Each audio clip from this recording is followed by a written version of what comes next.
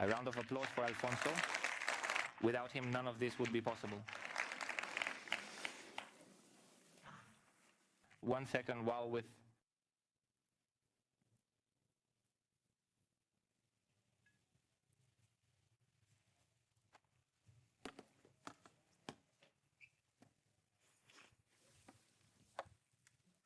This, which one? Ah, okay, great. Well, thank you for letting me have a few more minutes, because honestly, I think this time I've given myself a lot of talks, but this one was a very important challenge, not only because of the complexity of unraveling a hack like the one we're about to see, but to tell you about it in just 30 minutes.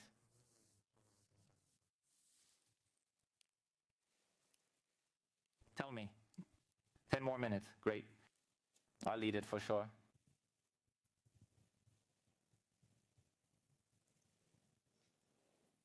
It's blinking here. I don't know. I don't know.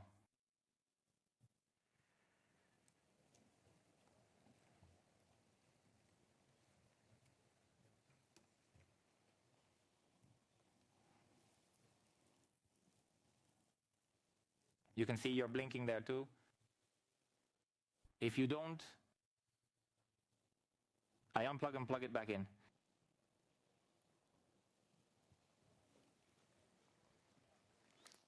Let's start. Yeah, okay. We're just working out a little glitch. That's the thing about using a Mac. I don't know why you guys use Macs. You're seeing worse things like Windows, aren't you? We could just hide the screen Perfectly errors. fine. I don't remember those errors. Okay, well, I don't know. If you want, maybe I can... Are you going to introduce yourself or what? Yeah, yes, okay, great. Okay, well, come on, I'll get started while we sort this out. And while you...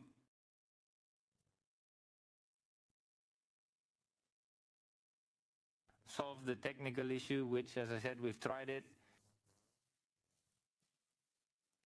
Well, nothing. I'm going to introduce myself. I am Raúl Riesco. Well, some of you know me. I have been working for 24 years now in security, and, well, I have been through all kinds of positions in public and private companies.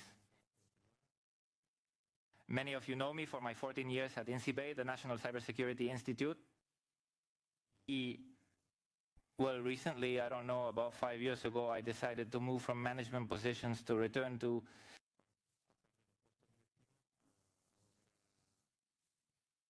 the technical side. And I have always liked it. And, well, I did my doctorate, and the truth is that, well, during my doctorate, I did a lot of research on blockchain issues. And, well, now I am professionally dedicated to it. For my part, I don't know if even if it looks like this, the screen refresh, at least to be able to move forward. Well, I am going to tell you today the case of one of the most important robberies known to date, because it has been the most sophisticated, and in which at least it has been the most sophisticated, and in which, as I say, the forensic analysis has taken investigators quite a few hours, and I am going to try to summarize it in these 30 minutes.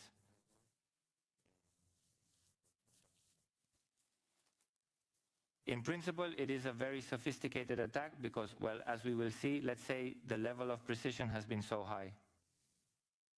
The level of precision has been so high that it shows that one of the things I mentioned in one of the talks I had the opportunity to give here in RootedCON in the keynote of the year 2019, I talked about multidisciplinarity as something for the future, which was something that was going to differentiate us a lot to those talented people who were professionally dedicated to the world of hacking and security from the side of good, of course. And it was the possibility of being multidisciplinary. So today is one of the evidences. What I'm going to show you is one of the evidences, because this of being multidisciplinary, combining technical knowledge at the security level with knowledge of, in this case, decentralized finance, financial issues, is going to be what is going to allow this exploiter to get his hands on a not inconsiderable haul, which is going to be $54 million.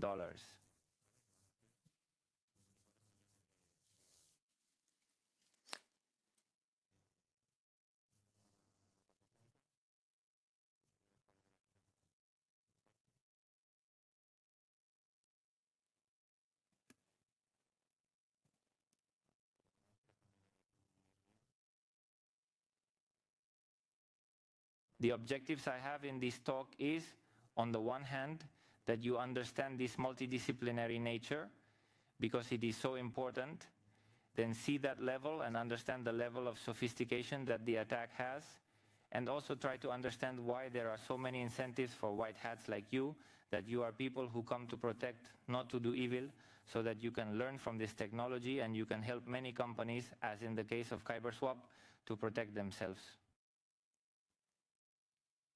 So, well, a little bit of the agenda that I'm going to follow. I am going to tell you about the winding path that KyberSwap Elastic has taken. First of all, I'd like to ask a question. So, in general public, in order to better focus the talk, and it's related to how many people are working professionally in the world of blockchain security. As you can see, there are very few yet, but there is a very big opportunity.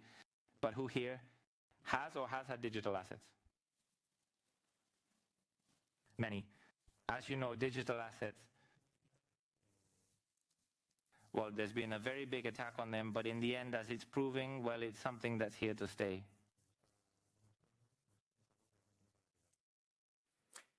Well, the winding road of KyberSwap Elastic has been a road in which last year, specifically in April last year,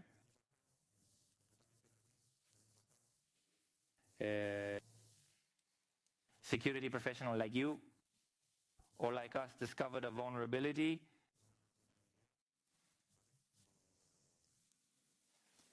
of double-add liquidity, which is adding liquidity or duplicating liquidity. And KyberSwap doing, well, under my point of view, what everybody has to do, which is to do one, under their responsibility, made a very important decision, which is to invite users to leave the platform to take out their liquidity, because they were aware that they had a vulnerability and it was not something easy to patch. So they said that, well, if it was possible, please take out the liquidity. So at that time, KyberSwap Elastic had $100 million deposited.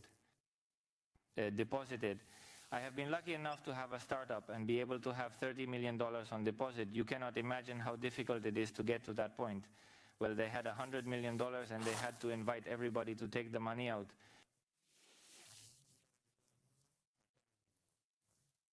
It took them very little time to get the money out, because the moment the pound rose, people immediately moved their digital assets and get them out. But to come back from that situation and do it under a lot of liability, well, it's very difficult. In the end, KyberSwap did it, okay? It went through its valley of death. It went for a long time.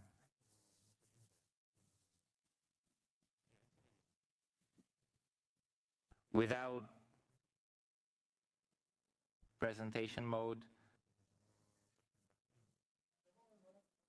And I'm just going to present the full screen. And let's keep our fingers crossed. Okay, it looks good here, doesn't it? Well, that's what I was saying. Let me just go through here again real quick, okay? I don't know how I'm doing on time. Well, I've already eaten everything that you had given me in addition. Well, the news was that shocking, wasn't it? There's a glitch, an infinite money vulnerability. It's the most sophisticated attack known in the history of all decentralized finance. And well, because the attack before was done with a very important part, right? What I was saying, we are going to see this multidisciplinary part, because it is so important now when working, for example, on the blockchain issue, to also know a lot about finance and decentralized finance. That is, it is not enough just to know how to exploit vulnerabilities or to know only about security. We have to know security applied to finance, okay? Let's look at the level of sophistication and see why there are these incentives for white hats. Okay, as I was saying, well, I've been working in security for many years, and well, I had the opportunity to start my own startup, fail with it, learn along the way, and well, dedicate myself professionally. I'm currently working at Polygon, the security team, which, as you know, is a company that is in the top 3 after Bitcoin and Ethereum, according to the Fortune Crypto 40 index. And well, capitalized at $10 billion. As you can imagine, security for them is very important. And also, well, because it is customary to give talks at events a little more underground within the crypto environment, which are events, international events. Well, the winding road I'm going to give you is in April, okay? They had this responsible disclosure, this book bounty report. They paid the white hat $1 million, which at the end of the day realized that's only 1% of the money that was at risk, okay? Which was 100 million. And that action, I mean, going down from 100 million to zero, right? That action was a responsible action, as I say, on the part of the company, and told them, please use us, take the money out, because we are aware that we have a vulnerability, okay? The winding road, but not at all easy to get back to a 50-something million dollar environment. Well, you can imagine how hard it was for this team to get back on its feet, right? To get back on its feet, to get back to having users and having deposits of 50-something million dollars. But unfortunately, they were hacked, okay? Which is the exploit we're going to look at today. Disclaimer, it wasn't me, and disclaimer, I'm not inviting you to apply this knowledge to the evil side, okay? Side of evil, okay? What is this KyberSwap? Because maybe many of you, since you don't work in the blockchain world, you don't know it. Well, despite having 50 or $100 million in deposits, it would have to be a big company, right? That everybody knows about. Well, no, in blockchain, there are a lot of companies that are very unknown by people who are not professionally dedicated to it, and therefore a brief introduction. KyberSwap is dedicated to the swap sector, right? Currency swaps, right? Taking advantage of something called customized liquidity positions, which we're going to have to go into detail now so that you understand the hack. And it offers an additional added value over other platforms like Uniswap, which is auto-compounding, okay? Which is the possibility that your returns are continuously reinvested. Well, so we're going to have to gut DeFi, and we're going to learn about DeFi. I'm going to try to do a very quick recap, okay, because we have to look at the exploit. Liquidity in blockchain, in a swapping company, okay? What you have typically are pools, liquidity pools. In those pools, you put a minimum of 2 tokens, okay? Which is one digital asset or the other, because you're going to swap one for the other, right? There are pools of more tokens, okay? But let's focus on one of 2 tokens. If we are going to exchange, for example, DAI, which is the equivalent to the dollar, and USDC, which is the equivalent to the dollar, but they are 2 different assets that are more or less associated to the dollar. But with certain oscillations, we are going to see that 99.5% of the time it will oscillate between 0.99 and $1.01, okay? But what happened in Uniswap version 2, which was the origin, the precursor of all this, that when somebody deposited liquidity, okay? Because what I am saying is that the good thing about decentralized finance is that any of us can deposit liquidity there, okay? And we can take the return on that liquidity, okay? Either you deposit money in a bank and the banks are not going to find you, or even though more and more of them do, they get the return, okay? From your money, and they even charge you commissions. Well, what these pools did was you deposited liquidity, and you had to allow that if the price went down a lot, the price goes up and down depending on the number of tokens there are of one or the other, right? If there are very few of one asset and many of others, in the end, well, let's say that each one of these that are much less is worth more, right? In other words, the less there are of an amount, one wants to get rid of these, but there are few of them. So let's say that the price fluctuates, right? What happens? That in the pools in the past, in version 2, in the past is a year and a bit ago. In the past, what was distributed, we tried to reserve that there should be from 0 to infinity in all the price positions, right? That there was liquidity available, right?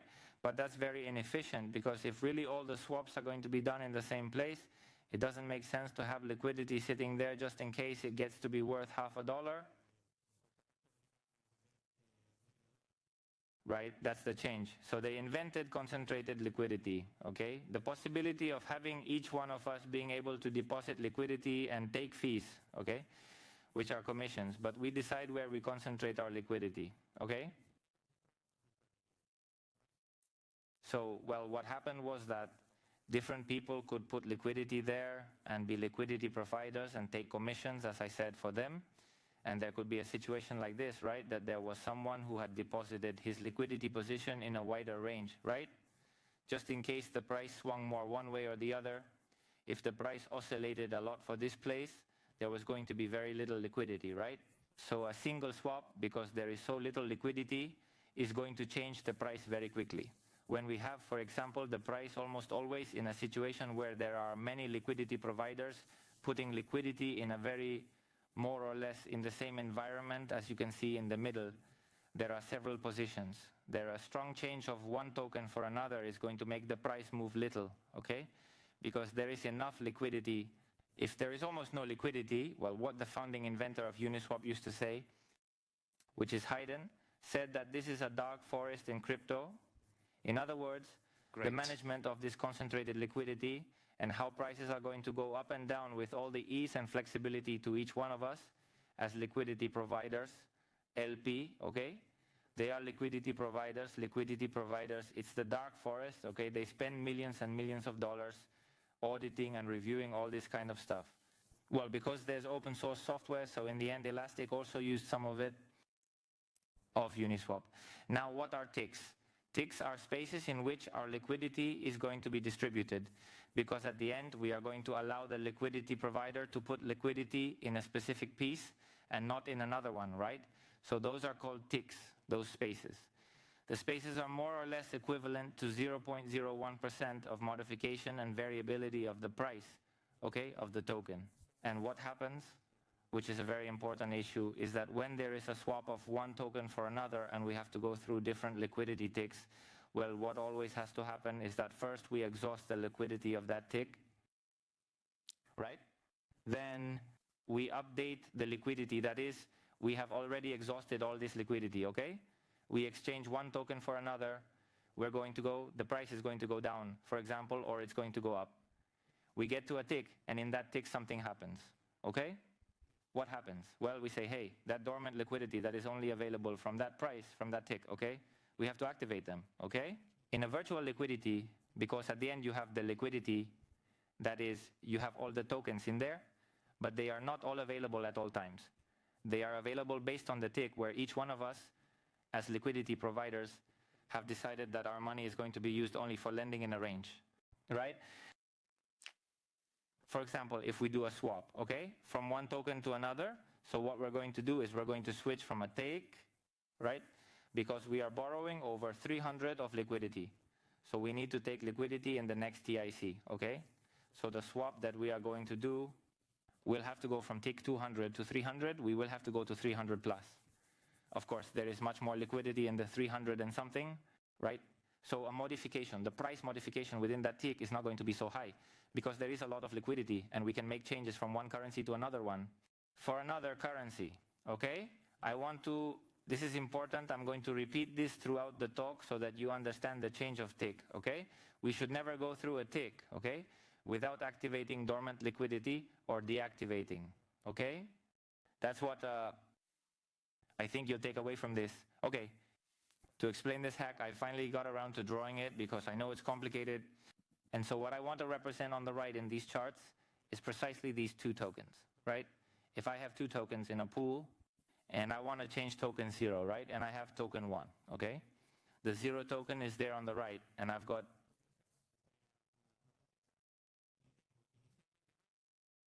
initially more, okay, in the pool, but I want to buy, okay?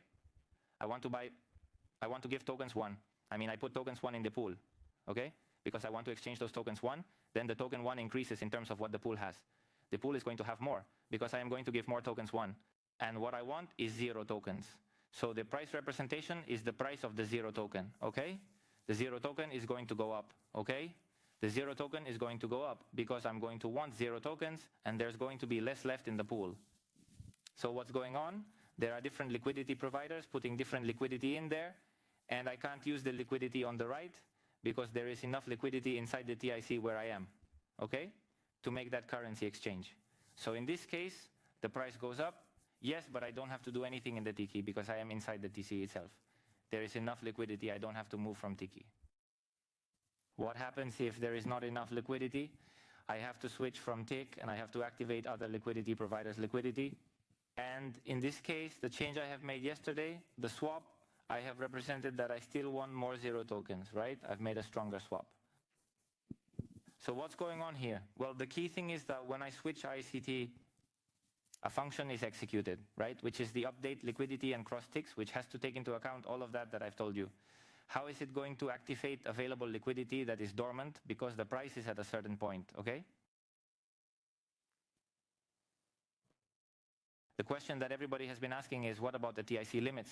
If I'm going to play around there a little bit, what precision? Because you know that in blockchain, the precision that we use is 18 decimal places. Well, effectively, that's the key to this hack. It's a very sophisticated attack, right? It's going to try to go to the extremes, okay? The attacker deployed smart contracts on different networks, and on each network he exploited, and in each transaction he exploited several pools, and did multiple transactions to exploit multiple pools. And this he replicated it on different networks. What he did was, he went to the extreme place where there was no liquidity, or where there was very little liquidity to be able to get there. Imagine the amount of tokens you have to dispose of, but that's okay, as I told last year's talk here. There are flash loans. Flash loans is having as much firepower as you want on the condition that you pay it back in the same transaction. Any person, any one of us can borrow $500 million, use it to do evil, and then pay back the 500 million plus a fee, which is maybe 1,000 tokens plus, 1,000 tokens more, or $1,000 more, because there are flash loan providers and that's legal. It is used for trading or whatever, but here it's used a lot for evil as well. So what I'm going to do is go to the extreme where there's almost no liquidity, so that I'm the only liquidity provider. And in fact, we are going to see that you are going to go to the extreme, and he's going to create liquidity, and he's going to make some liquidity adjustments so that he's going to be the sole liquidity provider. And he's going to go to the extreme, and to go to the extreme, imagine he has to change all the tokens that are in that pool, all of them. He has to trade tokens 1 for token 0, but tokens 1 he has to give the pool a lot of tokens. Give the pool a bunch of tokens in order to get there, because it's going to take almost all the 0 tokens that are left in the pool. Let's go step by step. Here there is a series of functions that is going to be compute swap step, which in each swap it is going to do a series of calculations, and it is going to compute the liquidity, what is the delta, what is the quadratic price, which is the SQRTP. For efficiency reasons, we work with the quadratic prices. Then the formulas are taught, but it's crazy. But in principle, keep this with compute swap step, and then that, and here is another key point. When I see an unequal, I shudder, because if it is unequal to 18 decimal places, it's very likely that you can play around with things there and make it unequal so that these functions are executed or not executed. I'm going to break down one of the attacks. Keep in mind that it did it on one of the pools. He did this on many pools and then replicated it on several networks simultaneously. The first thing he does is make a swap, as I said, a strong swap. A swap in which he takes a flash loan, he deposits lots and lots of tokens, 1, to take a lot of 0 tokens, almost all the 0 tokens in the pool. And so it passes a lot of ticks, and it's running the liquidity update effectively as planned, and it's going to go completely to the extreme. It is important for you to know that when managing a pool, these changes of ticks will always have a calculation with 18 decimal places of the current price. The current price, the target price, which is the target. And the next price. Normally when there is a tick change, the target SQL should match the next SQL. And let's see here what happened. First it does a swap. It's already gone to the bottom. It's done a swap. Look here, here's a screenshot. Notice how many times the compute swap steps are executed. It is executed many, many times. If you debug the transaction, the good thing about blockchain is that it is public and everybody can see it. I would like to see all the transactions that are made with my tax money, but I don't know what is done with that money. But here I can see absolutely everything, and so can you. You can see absolutely everything with the maximum precision of decimals, and you can see that here it has worked as expected. One compute swap step after another has been done. Here's the key point now. It's gone to the extreme. We're at tick 305,000. At that tick, it does magic. There, what it does is, and it's all as part of the transaction. In the transaction itself, it does those calculations. It pulls out a statement of exactly what the liquidity of the statement is, because there's one thing which is the tokens that are available, and another thing is the liquidity that's available. Since there is a precision of 18 decimal places, it has to do the calculations, and what it is going to do is to add the liquidity. At that point, it is going to add liquidity. It is going to see exactly what the state is with a get liquidity state. And it is going to do a mint, that is, it is going to add liquidity L, an adjusted liquidity that it is going to have to readjust to stay as the only liquidity provider. It's going to add some liquidity first. It's going to make a calculation. It is going to make a get pool state again, and then it is going to take out a little bit of liquidity, just enough to stay at that point. Preparing the next stage. The next stage, I can tell you in advance that it is going to, the other end of the tick, it created liquidity. Notice that I told you here that we were in the TC tick of 305,000, and in theory, there was no liquidity there. He had to create liquidity. Well, he or she, he has had to create liquidity, which is added from 305,000 to 305,408. There he has added his own liquidity. He adds, adjusts, calculates, and takes away a little bit. And then at the end, the result is that it has a higher liquidity, which is available in theory to any user, but he is doing it all during the same transaction, so he is going to take advantage of that situation. An important issue is reinvest L. Remember I told you at the beginning that Elastic, who had used Elastic, had a value proposition against its competitors. Against its competitors, it had an auto-compounding yield, which was the possibility of reinvesting everything it was earning. Well, in this case, the reinvest L will represent the liquidity that is reinvested, which is not modified, because it is only modified based on the time it is investing in that pool.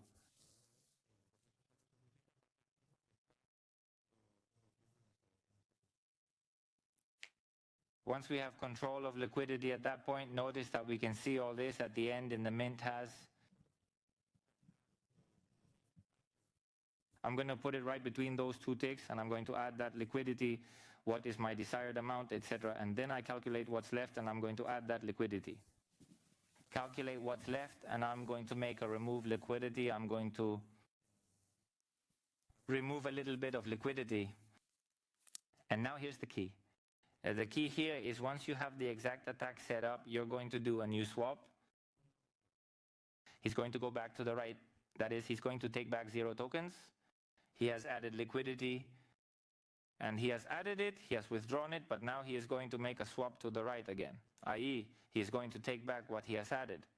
But he's going to do it with spectacular precision. The precision is,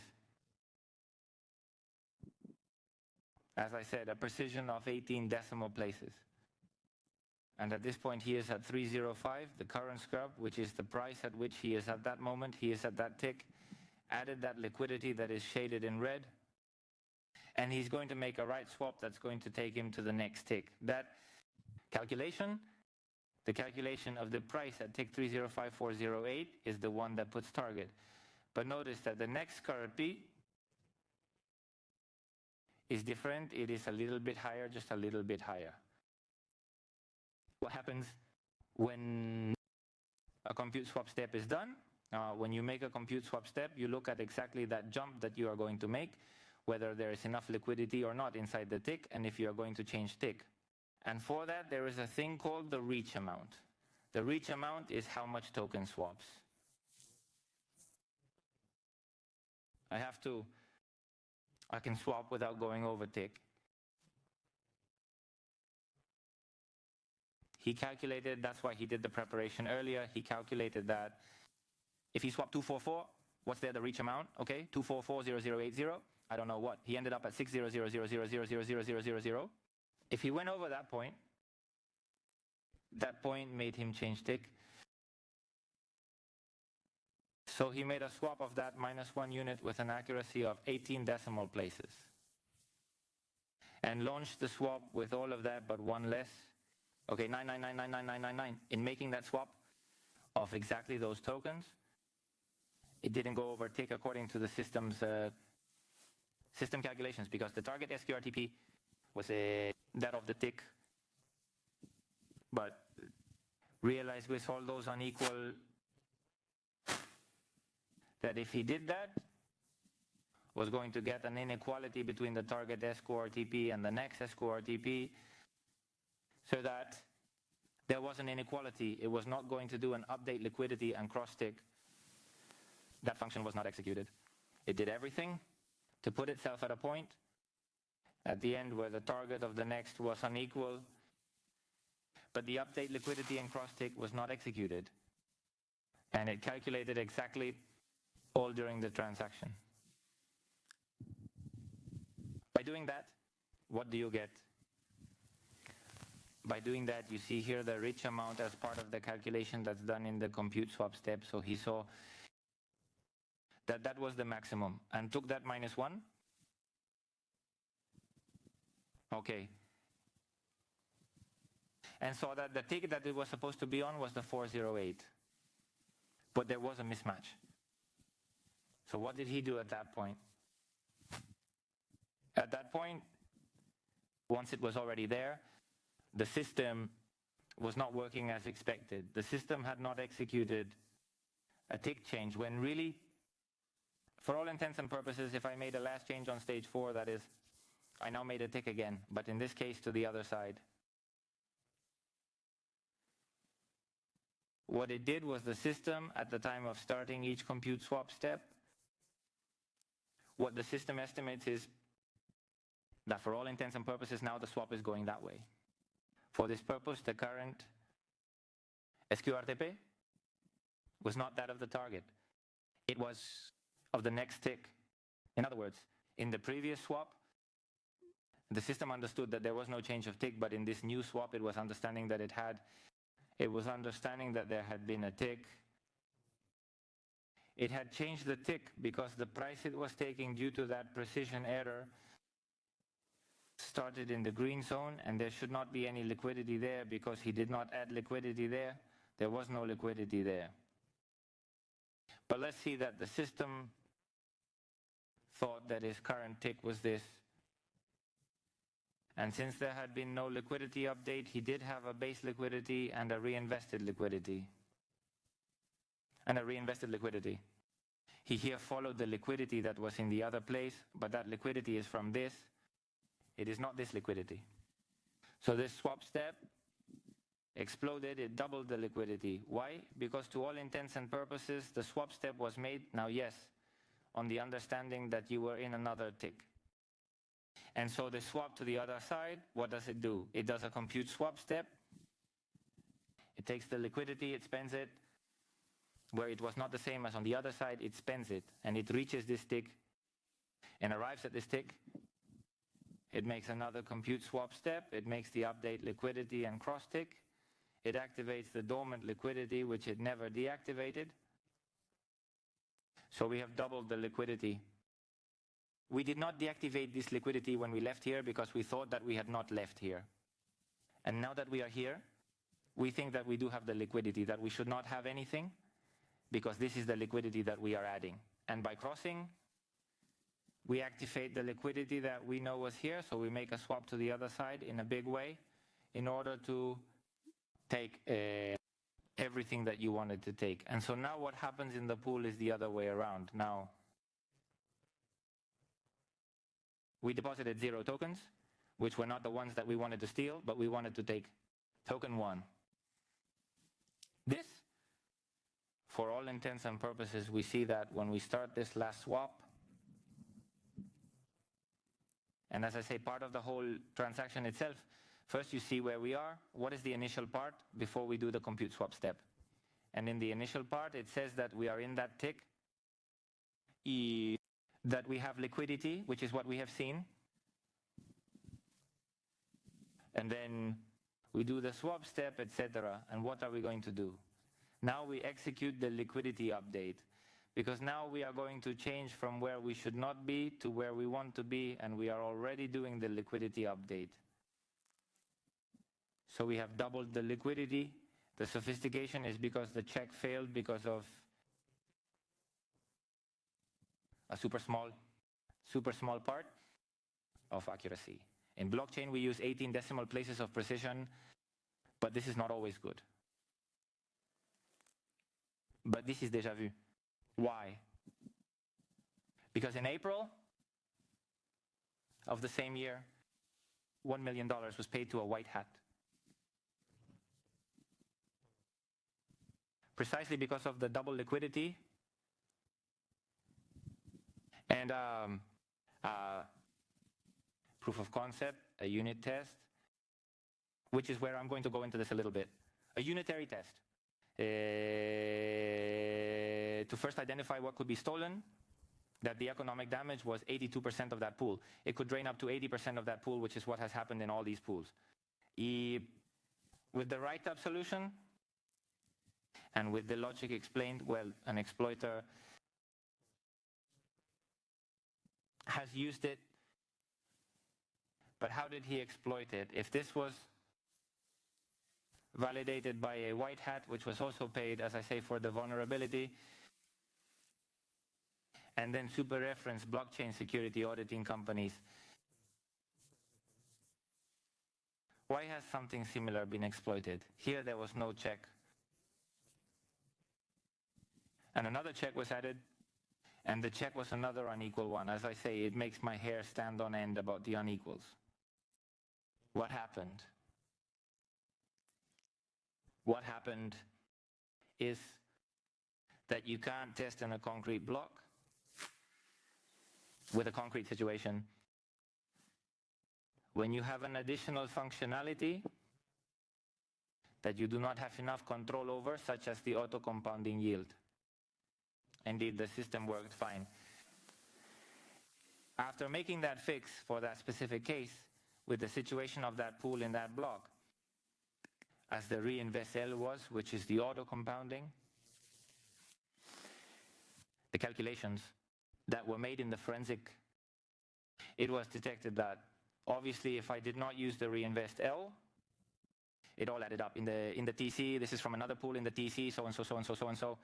The reach amount, the use amount, obviously was lower or maximum equal. But the problem is that it was being used in the calculation, in parts of the code, in the recalculation that's being done in each compute swap step. The system is using the compounding yield. You have added this here in your calculation with respect to Uniswap. Uniswap leaves the yields aside. It does not estimate them as you are, but this is your value proposition. You have said that you are going to do auto-compounding, that your liquidity is going to be automatically reinvested already, but then what you have to do is to be very careful because it is going to vary significantly depending on time and depending on, therefore, what was shown is that obviously if you didn't use this reinvest L, all those millions of dollars that Uniswap had invested exactly worked, and they were squared to 18 decimal places. But the moment you introduce this new variable, you've modified somebody's source code and you've put a service, and there's $100 million of users or $50 million of users, and you can't just rely on that unit test or that white hat validation, but it doesn't end there. In fact, the exploiter only took 48 million alone, effectively, but in blockchain, this is also the dark forest. Why? Because there are a lot of bots listening, and some can do there's everything, right? There are mimic bots, that is, they copy what you do and that's it. And others are the front-running bots, which are the ones that are listening. They see your transaction in the pool, and they say, wait, I will execute it. They put more gas and they execute it. They simply change the address that will receive the money and will make the flash loan for theirs, right? With this, we were able to have a series of conversations and reach an agreement so that they would only keep 10% of what they had. They had stolen. And it doesn't end there. The exploiter, when he finished the hack, he sent this message to KyberSwap through the blockchain and said, when he's rested, we'll start negotiate, okay? And here he was told, you get 10%, which is kind of the standard, not the 1% that they gave to the white hat. Let's see if we learn to pay things as they are. But well, in any case, if they had given him 10%, as we saw later, the validation that was made of the fix was not correct. And he gives him a series of data, but this started to get complicated because he ended up answering, hey, look, you are threatening me. I wanted to negotiate, but you are threatening me. All this is public. It is in the blockchain. You can see it in the transaction, but you are threatening me. You are giving me deadlines and things that I do not think are correct, so I will send you a plan, okay? On the 30th day at such and such time, because I am noticing hostility, okay? Here at the thing. And as it is yesterday, I haven't looked at it today, but still yesterday, this was the last thing. I mean, the plan that the exploiter passed is like, hey, I'm going to take control of the company. I'm going to have full authority, the executives, or I'm going to buy the company from a... I mean, here, for those of you in attribution, there's a lot here, right? There is a lot of very useful information here, isn't there? Well, no, it's not worth a particular block and for a particular pool. In blockchain, we use a lot of invariants, which we call, and what we call formal verification. It is being used a lot here, right? There are mathematical experts working a lot on fuzzing, but in the formal verification version, and this you have to do a battle test. That is, you can't re-inject liquidity in environments, well, that are not so clear. Really, whether the fix is sufficient or not, right? So, well, I think I've gone a little fast, but I know it's complex, okay? I have tried to explain you some researches that take many hours. I hope you have understood something. In any case, you can ask me any questions, but, well, above all, going back to the objectives I had at the beginning, I wanted you to understand that being multidisciplinary in this case matters. The sophistication that you understand, that it must be not only in the attackers are sophisticated, you have to defend in a sophisticated way. And, well, that there is a great job opportunity, because as you can see, there are very few of us who are doing this, and the risk is very high. And nothing, as always, I end with this phrase, which is that the earth has music for those who listen. And nothing. If you have any questions, thank you very much.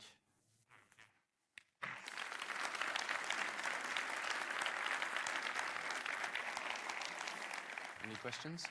Any questions? Hello, hello, questions?